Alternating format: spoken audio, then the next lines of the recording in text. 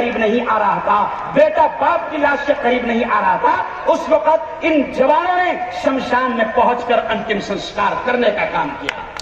जोरदार तालियां आप एक बार बजा दें। आज देश को जरूरत है सर इन तमाम चीजों की। देश को जरूरत है कि नफरतें खत्म की जाए।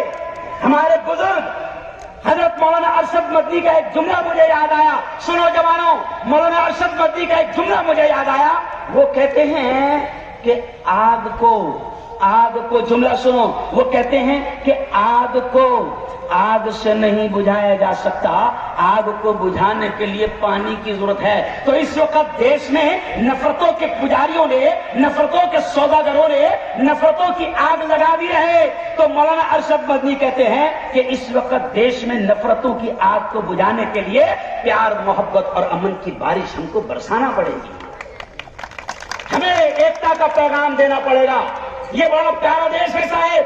प्रेषित मोहम्मद ने आज से 1500 साल पहले, साहेब भंते जी मैं आपको बताऊं कि प्रेषित मोहम्मद ने आज से 1500 साल पहले कहा था कि मुझे हिंद से ठंडी ठंडी हवाएं आती है, यानी हिंद से ठंडी ठंडी हवाएं आती है। क्या है शेर वो मुफ्ती अनीसुर रहमान साहब के, मीरे अरब को आई ठंडी हवा जहां से, मेरा वतन वही है, मेरा वतन वही है। ओ मुस्लिम जवानों, ओ मेरे हिंदू युवाओं, सुनो, प्रेषित मोहम्मद ने 1500 साल पहले कहा था कि मुझे हिंदुस्तान से ठंडी ठंडी हवाएं आती है। तो सुभान साहब, अब हमको देखना पड़ेगा कि कौन कमीना है जो ठंडी हवाओं को गर्म कर रहा है।